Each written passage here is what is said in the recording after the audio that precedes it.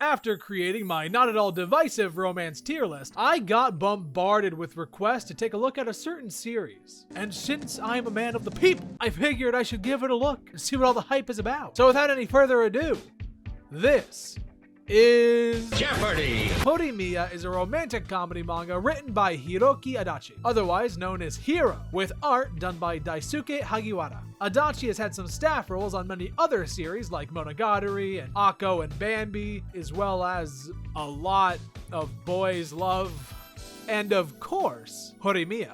Horimiya began its publication back on October 18th, 2011. Or did it?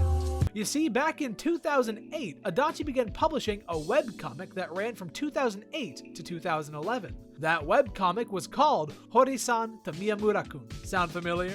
After creating 152 chapters, the webcomic was readapted into a serialized format for a magazine called Monthly G Fantasy, a magazine primarily targeted towards women and young adults, or in this case, lonely men who may or may not have a warrant out for their arrest in several states. I don't see how that was important. We're moving on. This iteration of the story would run from 2011 all the way to 2023. Oh, and there was an anime in 2021. Cool. I never actually heard about this series until you guys recommended it to me, so I'm excited to give the first volume a read. So, without any further ado, let's find out if Horimiya is worth your time. And hey, leave a comment saying if you want me to cover more of the series or give me more recommendations for other manga you would like me to check out. That would be super cool.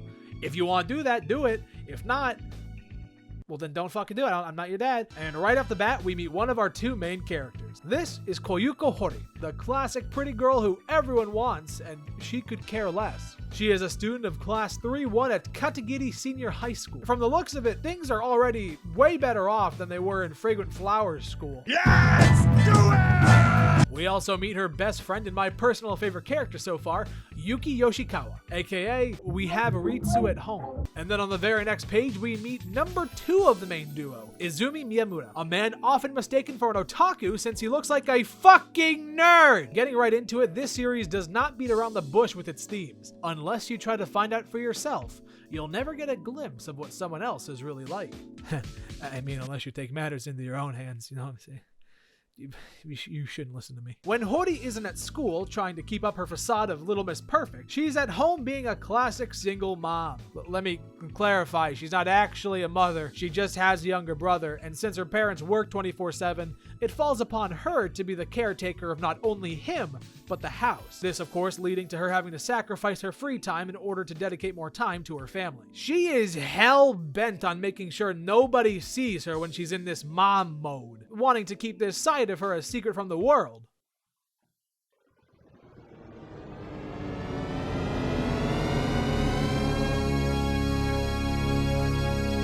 Well, so much for that. Thanks to her little shit-eating shit, she now has a whole-ass man standing in her home. Thank God it's just a normal guy and not someone she would know.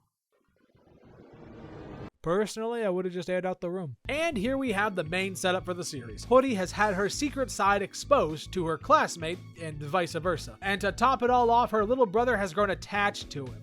Don't you fucking hate when that happens? So now, thanks to these circumstances, Miyamura now spends a lot of time at her house hanging out with not only her, but her brother. Romance shenaniganry ahoy. At this point, I have officially read through volume 1. I really liked it. I think I might have even enjoyed it more than Fragrant Flower, but that could also just be recency bias. Since I'm only 1 volume in, I can't say much about the characters so far since, you know, I've only known them for 6 chapters, but off of first impressions, this is my character tier list so far. Up top, you got Yuki. I just love her design and energy level. She's adorable. I hope to see more of her moving forward. Next up, we got Hori herself. I just absolutely love her not at school design. I am a huge sucker for tied up hair. And let's be real, she is the spitting image of marriage material. So I had to put her up here. What can I say? I'm not... So-called free thinkers, am I right? The fuck. Next, I got Ishikawa. I haven't seen too much of him yet, but I am a huge fan of everything I have seen, and his energy is... I like it. He's good. He is another character I look forward to seeing a lot more of. Also, I got flashbanged when I learned he had purple hair. I was not expecting that. That was like the last hair color on my mind, actually, was fucking purple. Didn't realize we were playing Stardew Goddamn Valley. And last, we have Miyamura. I'm honestly not a huge fan of his not at school design, but that's completely personal. His character hasn't done much yet. No shit. We're only in volume 1. But I do like where he's going, so I expect him to move up in the future when he is expanded on more. But the main reason he's at the bottom for me is because of this dumbass thing he said, and I think he should be fucking shot! Oh, and there's the brother, but he's not a character. He's a plot device, and he will remain a cute little plot device until proven otherwise. If you want to fight me on this, I have a gun. Your move. Moving on to the art. I like it. It's not perfect, but I like it. I absolutely love how she draws the women. I think they look absolutely fantastic, cute, all the above. Bah, it's good. I like that. Look at it. Look right there. Woo. Yeah. Okay, I'm gonna be honest. This last part is very nitpicky, but this manga's first page breaks the 180 rule, and it genuinely made me upset. Doing that on page 1 is crazy, and I hate it. But that's just me. Don't listen to me.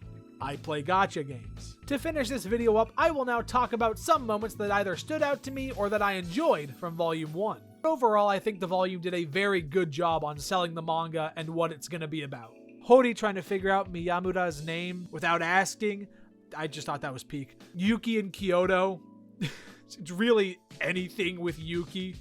She's so fucking cute. The scene where Miyamura has a cold, that was fun. I enjoyed the chemistry there. I see the blueprint going forward. It makes sense. I look forward to reading more of this. The scene where Ishikawa learns how scuffed our boy is. There's also the part where Miyamura is really nice to the little kid who was a bully.